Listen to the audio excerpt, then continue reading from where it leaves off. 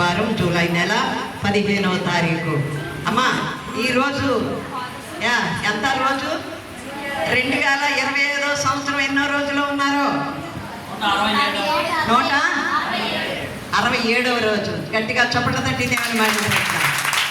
ఇదే రోజు 2025వ సంవత్సరము 167వ రోజు వరకు దేవుడు మనకి క్షేమం ఇచ్చి, ఆహారం ఇచ్చి, ఆరోగ్యం ఇచ్చి, ఆయుష్కాలాన్ని పెంచి తన సన్నిధిలో కుదురుపాటుతో కూర్చోడానికి దేవుడు అనుగ్రహించిన సమయాన్ని బట్టి దేవునికి స్తోత్రం చేద్దాం.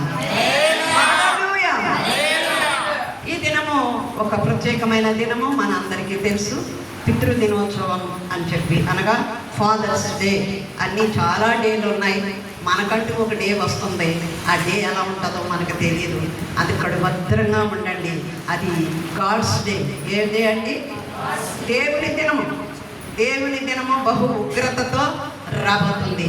ప్రభు అందులో నుండి నన్ను తప్పించాలని మనము కడు భయభక్తులతో ఉండాలని మనం చేస్తున్నాను. సంగమా, ఈ దినాన ఈ ఫాదర్స్ డే సందర్భంగా కొన్ని మాటలు. ఎందుకనంటే సమయానుకూలముగా పలుకుబడిన మాట వెండి పళ్ళిమలో పెట్టిన బంగారు పళ్ళ వంటిది. ఏ యొక్క సమయాన్ని బట్టి ఆ సమయానుకూలంగా మాటలు మనం మాట్లాడుకోవాలనేది ఒక నానుడి. కాబట్టి ఈ సమయంలో మరి ఫాదర్స్ డేని అనుసరించి కొన్ని మాటలు మనం తెలుసుకుందాం. మరి కుటుంబ యజమాని ఎవరండి? తండ్రి. నాకు ఆన్సర్ చెప్తేనే ఏమండి, రిప్లై ఉంటేనే మీకు సప్లై ఉంటుంది కదా. కాబట్టి చెప్పండి, కుటుంబ యజమాని ఎవరు? తండ్రి.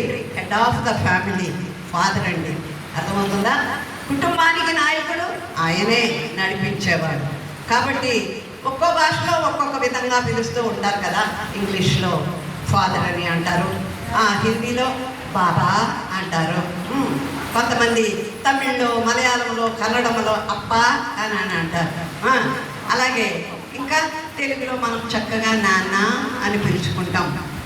మరి ఇప్పుడు ఈ మధ్య మరి చదువుకున్నా చదువు లేకపోయినా ఏమంటున్నామంటే డాడా డాడా అని పిలుచుకుంటున్నాం. చక్కగా తండ్రి అని పిలుస్తారు కదా. కాబట్టి పిలుపు ఏ పిలుపుతో పిలిచినా అందులో ఉన్న భావము, అర్థము మాత్రం ఎన్నటికీ మారదు. అసలు ఈ ఫాదర్స్ డే ఎక్కడ పుట్టింది, ఎప్పుడు పుట్టింది, ఎవరు దీనిని మొదలు పెట్టారు అని ఒక విషయం తెలియాలి కదా. గొర్రెలు వెళ్ళిపోయినట్టు ఆడు గుండోడు అంటున్నాడు కదా, గొర్రెలని మనల్ని.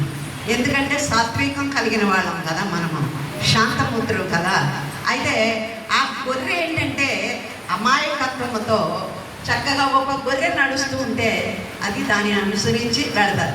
మంచి దారిలో వెళ్తే మంచి దారిలో వెళ్తుంది, గుంట్లో పడితే గుంట్లో పడిపోద్ది. కాబట్టి మనల్ని గొర్రెలు అని చాలా తేలిక మాట్లాడుతున్నారు. యేసు ప్రభువే పిలిచాడు, మీరని మనల్ని అందరినీ. ఆయన మన కాపరి, ఆయన మేపు గొర్రెలం. కాబట్టి అటువంటి సాత్వికమైన మనస్సు కలిగి దేవుని బిడ్డలు క్రైస్తవులు ఉండాలని ఆ పేరు దేవుడు మనకిచ్చాడు. ఇది ఎప్పుడు ప్రారంభమైందయ్యా అంటే 1908వ సంవత్సరం. 1908వ సంవత్సరం అమెరికా దేశంలో వెస్ట్ వర్జీనియా లోని మరి ఫెయిర్ మౌంట్ అనేటువంటి ప్రాంతంలో 117 సంవత్సరాల క్రితం ఇది స్టార్ట్ చేయబడింది. ఎందుకనంటే అక్కడ ఒక అమ్మాయి, గ్రేస్ గోల్డెన్ క్లాటిన్ అనేటువంటి అమ్మాయి, ఆమె తండ్రి ఒక భూగర్భంలో గనులు ఉంటాయి, బొగ్గు గనులు ఉంటాయి, బంగారు గనులు ఉంటాయి, రకరకాల గనులు ఉంటాయి. ఆ గనుల్లో పనిచేసేవాడట. ఆ పనిచేసేటువంటి సమయంలో ఒక ప్రమాదం జరిగిందట. ఆ ప్రమాదం జరిగినప్పుడు అందులో నిన్న విమాన ప్రమాదంలో చనిపోయిన వారి కంటే ఎక్కువ మంది, విమాన ప్రమాదంలో ఎంతమంది చనిపోయారండి తెలుసా? జ్ఞాపకం ఉందా? 242-43 మంది చనిపోయారని ఉంది. ఇక్కడ ఈ గనిలో చనిపోయిన వాళ్ళు ఎంతమందో తెలుసా మీకు? 362 మంది చనిపోయారంట. ఆ యొక్క గనిలో పనిచేస్తారు. ఆ గనిలో పనిచేసే వారిలో ఈ గ్రేస్ అనే అమ్మాయి యొక్క తండ్రి గారు కూడా ఉన్నారు. ఆమె తండ్రి చనిపోయినప్పుడు ఈ గ్రేస్ ఏం చేసిందంటే వాళ్ళ నాన్నగారికి అదే రోజు పుట్టినరోజు అంట. ఆ పుట్టినరోజునే ఆమె జ్ఞాపకార్థంగా మార్చి ఫాదర్స్ డే అనే దానిని స్టార్ట్ చేసిందంట. ఇప్పుడు అర్థమైందా ఎప్పుడు స్టార్ట్ అయింది, ఎవరు స్టార్ట్ చేశారు, ఎందుకు స్టార్ట్ చేశారు అనేది మీకు అర్థమైంది అనుకుంటాను. అర్థమైన వాళ్ళకి అర్థమవుద్ది, అర్థం కాని వాళ్ళకి వ్యర్థం అవుద్ది. జాగ్రత్తగా వినండి. అదే అందుకనే ప్రతి జూన్ నెల 3వ ఆదివారంలో ఈ యొక్క ఫాదర్స్ డేని ప్రతి చోట జరుపుకుంటూ ఉంటారన్నమాట. మరి ఒక నాణ్యానికి బొమ్మ బొరుసు ఏ విధంగా ఉంటాయో అలాగే అమ్మ నాన్న ఇద్దరు కూడా మనకి చాలా ప్రాముఖ్యమైనవి. పోయినసారి మదర్స్ డే జరుపుకున్నాం, ఈరోజు ఫాదర్స్ డే జరుపుకుంటూ ఉన్నాం. మరి ఆ విధంగానే తండ్రికి ఒక మంచి గుర్తింపు ఉంది. దేవుని నుండి ఈ తండ్రి ఎక్కడి నుంచి వచ్చాడండి? మనకి తండ్రి ఎక్కడి నుంచి వచ్చాడు? ఆదాం ఎక్కడి నుంచి వచ్చాడు? మట్టి నుంచి. దేవునిలో నుండి ఆదాం వచ్చాడు, అంతే. దేవునిలో నుండి ఆదాం వచ్చాడు. ఎలాగా? ఆయన పోలిక చెప్పున ఆయన స్వరూపములో ఆ మట్టిని తీసి బొమ్మను చేసి ఊపిరి ఊది ఆయన నా కుమారుడా అన్నాడు. ఆదాము దేవుని కుమారుడు. దేవునికి స్తోత్రం చేద్దామా? మనమెవరు? మనం దెయ్యం కుమారులమా? కాదు కదా. మనము కూడా దేవుని కుమారులము కుమార్తెలమై ఉన్నామని గుర్తెరగాలి. కాబట్టి దేవునిలో నుండి వచ్చాడు ఆదాము. ఆ తర్వాత ఆదామును చేసిన తర్వాత ఆదాముకు సాటి అయిన సహాయంగా అవ్వమ్మను చేసిన తర్వాత వారిద్దరికి పెళ్లి చేసిన తర్వాత వారికి ఒక కుమారుడు పుట్టాడు. ఆ కుమారుడి పేరేంటండి? ఆమె ఎవరో ఒకరు ఉంటారులేండి. కయ్యేను హేబేలు పక్కన పెట్టండి. ఫస్ట్ పుట్టినవాడు ఎవడు? కయ్యేను. అప్పుడు తండ్రి తండ్రి తండ్రి అని పిలుచుకోవటం అలవాటు అయ్యింది. అక్కడి నుంచి పిలుపు ప్రారంభమైందని మనం తెలుసుకోవాలి. ఒక్క తండ్రి ద్వారానే ఎంత లోకము విస్తరించిందండి. ఈ భూమి మీద శారీరకముగా కన్న తండ్రి లేకపోయినా మనందరికీ ఒక తండ్రి ఉన్నాడు. ఆయన ఎవరండి? మన సృష్టికర్త అయిన దేవుడే. ఆయన ఎక్కడుంటాడు? చెప్పాలి. పరలోకములో ఉంటాడు. కాబట్టి ఆయన మనం ఏమని పిలుస్తాము? పరలోకపు తండ్రి. ప్రతి ప్రార్థనలో ఏమని అడుగుతాము? అడుగుచున్నాము తండ్రి. తండ్రి అనము, తండ్రి అంటాం. అక్కడే తండ్రి యొక్క గ్రేట్నెస్. దేవునికి స్తోత్రం.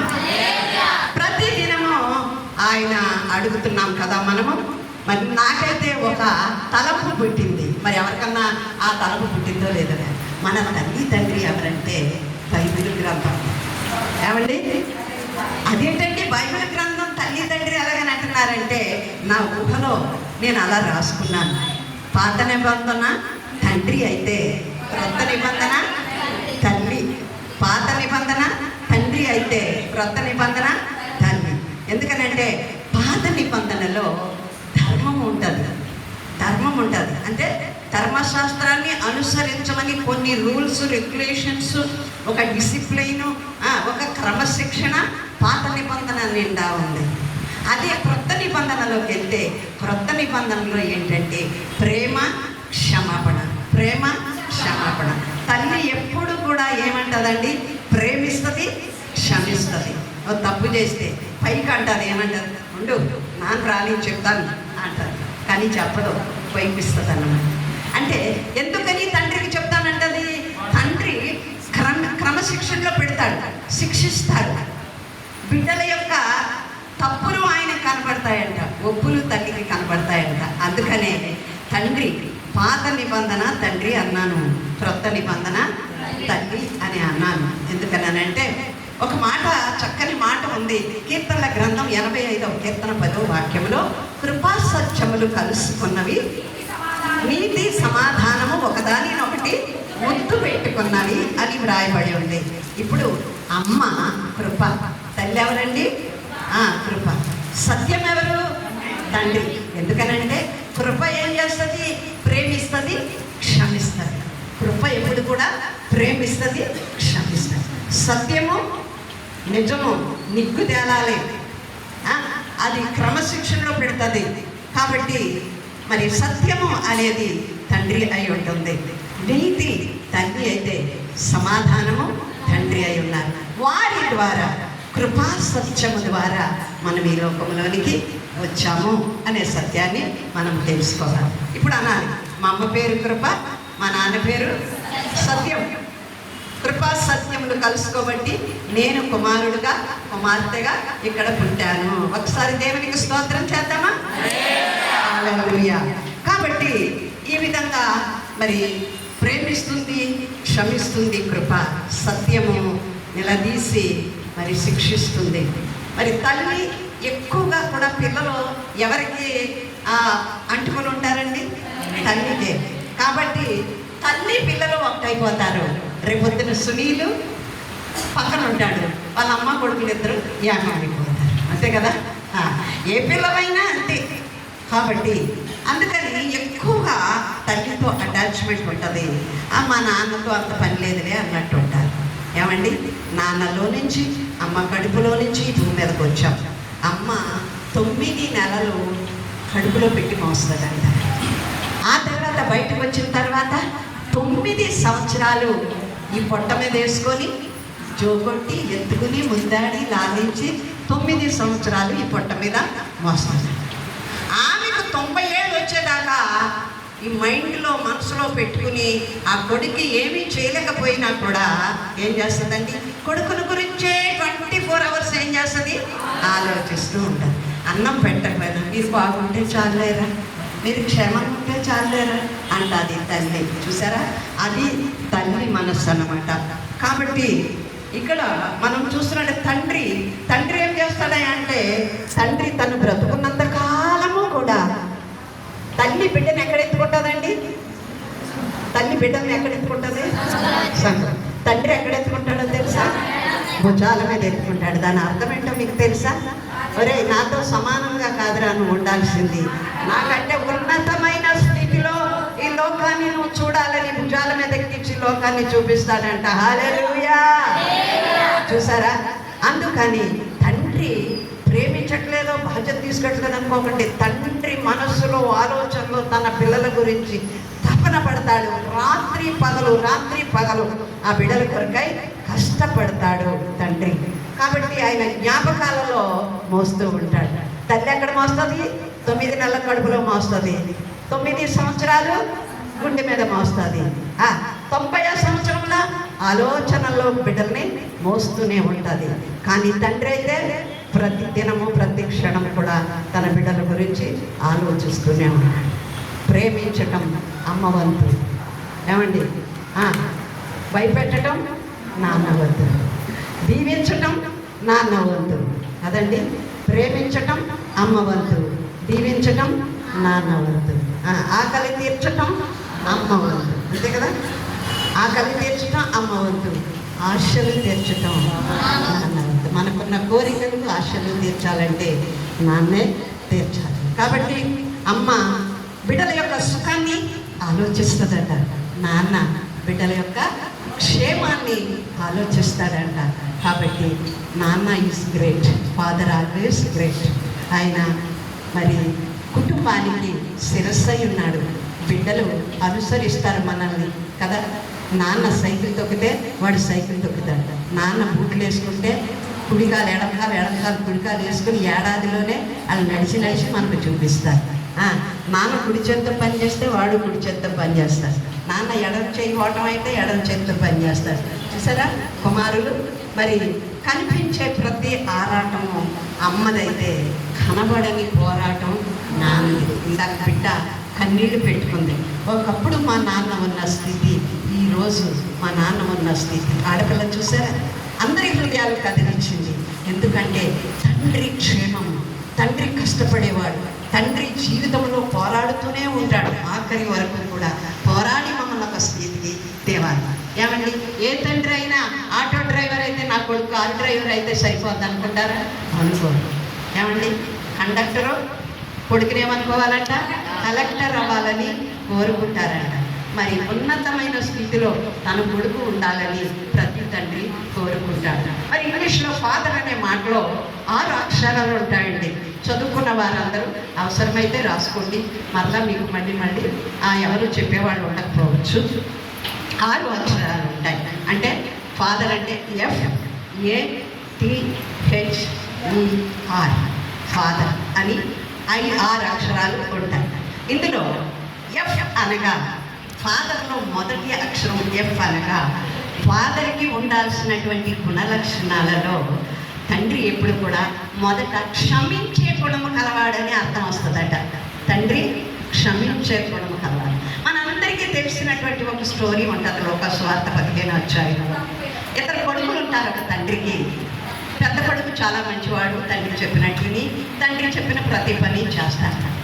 చిన్న కొడుకు సర్టెన్ ఏజ్ వచ్చిన తర్వాత ఈ ఫ్రెండ్స్తో చేరి, అరే నీకు ఒక ఇండివిజువాలిటీ వద్దా, నీకు స్వతంత్రం వద్దా, ఎప్పుడు మీ నాన్న తీసిన ఇంట్లోనే ఉంటావేంటి, బయటికి రారా అని ఈ మధ్య ఫ్రెండ్స్ ఎక్కువగా చెడుపుతున్నారు. అందుకనే దుష్ట సహవాసము మంచి నడవడికను చెడుపుతుంది.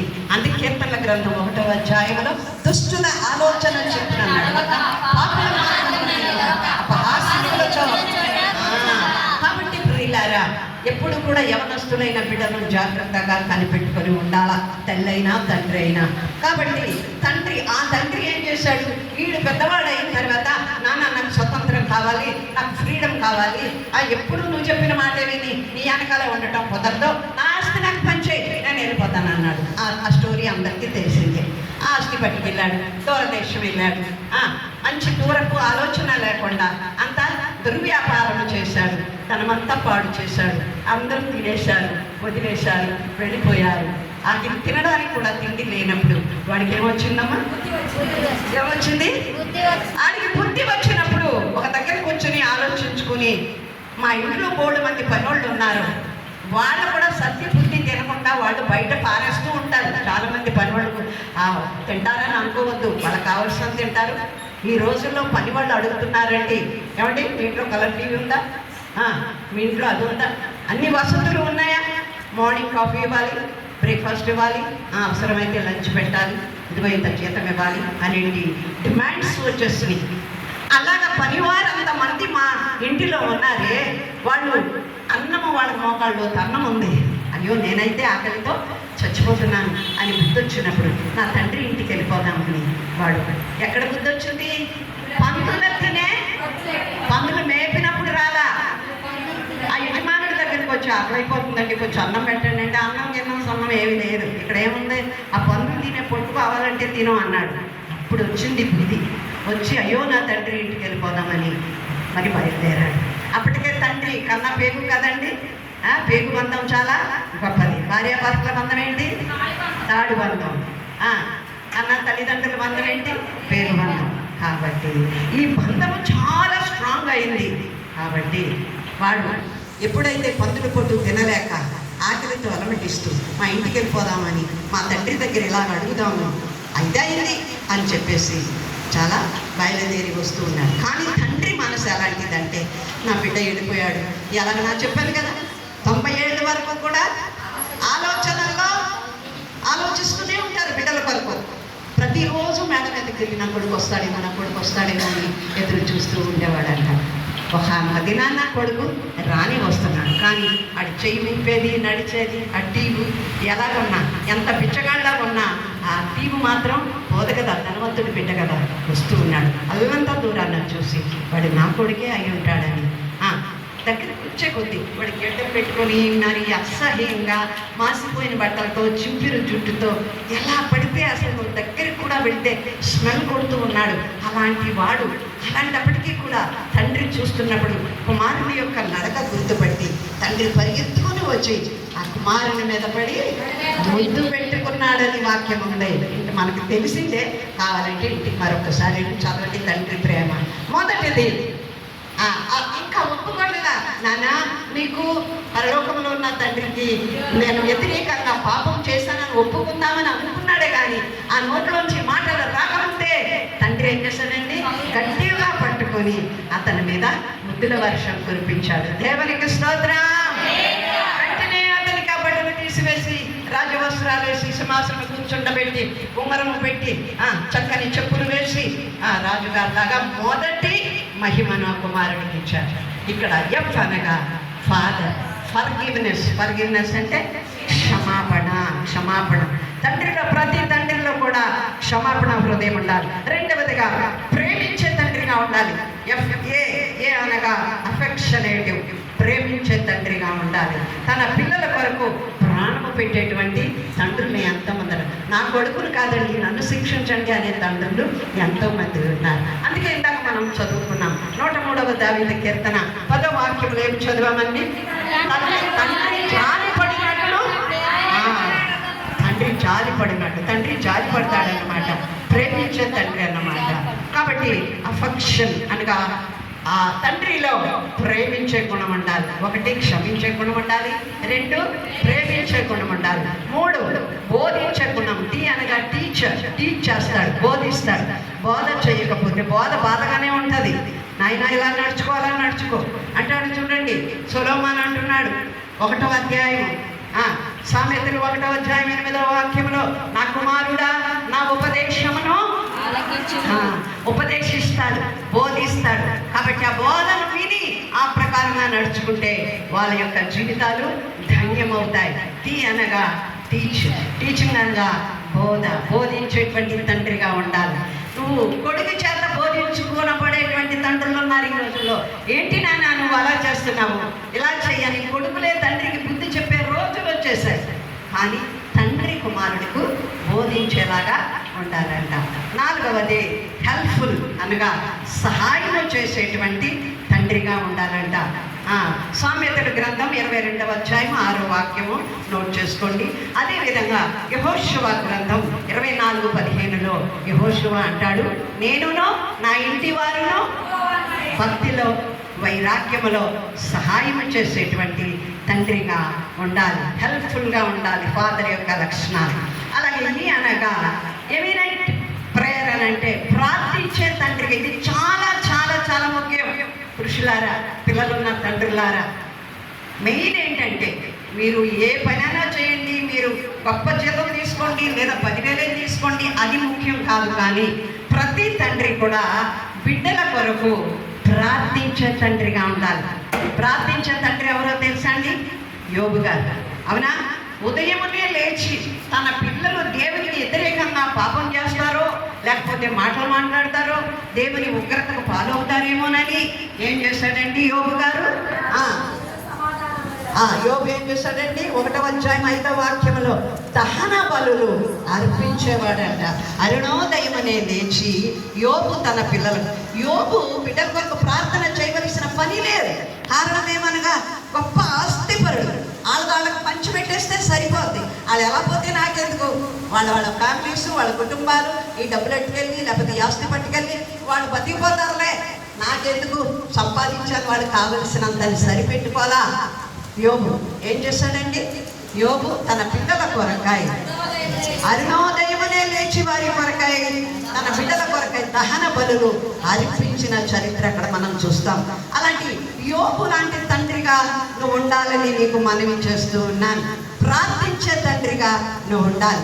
ఆదికాండంలో ఇస్సాకు కూడా తన బిడ్డల కొరకై ప్రార్థన చేశాడు, చేతులెత్తి ఆశీర్వదించాడు. ఆదికాండం 25వ అధ్యాయము 21వ వాక్యములో తన కొడుకుల కొరకు, ఇస్సాకుకి ఎంతమంది కొడుకులండి? 2. ఆ 2కి ఎంతమంది కొడుకులండి? యాకోబుకు 12 మంది కొడుకులు.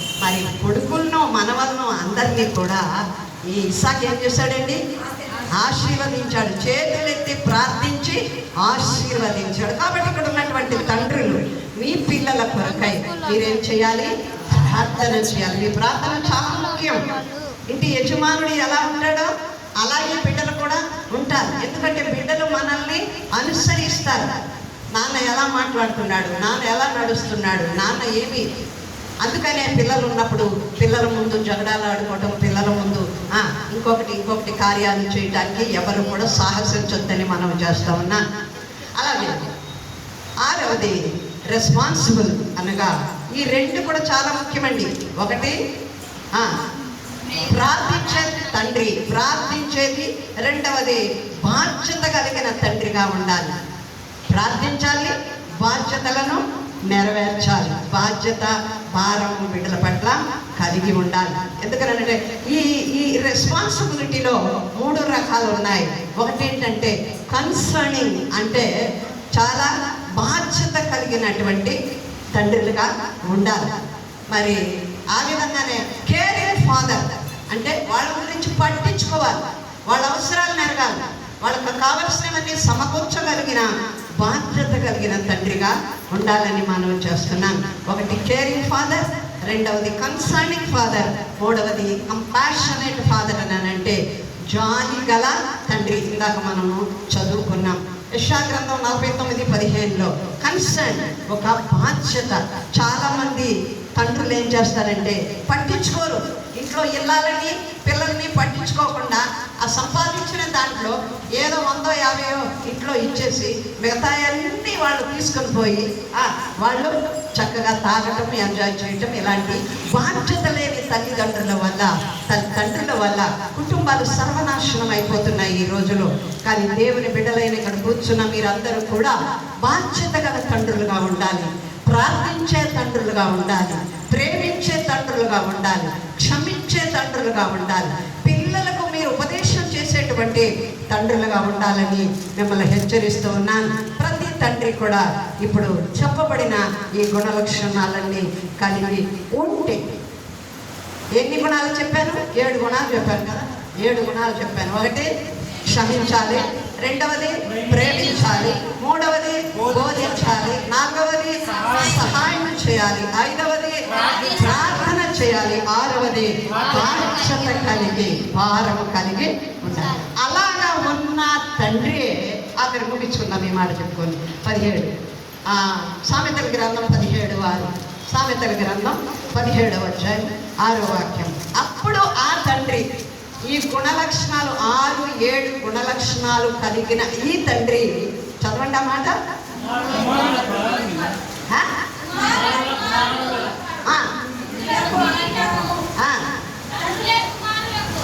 తండ్రియే కుమారులకు అలంకారము. ఓకే, తండ్రికి కుమారులకు, మనవళ్ళకైనా కుమారులకైనా రోల్ మోడల్ ఎవరండి?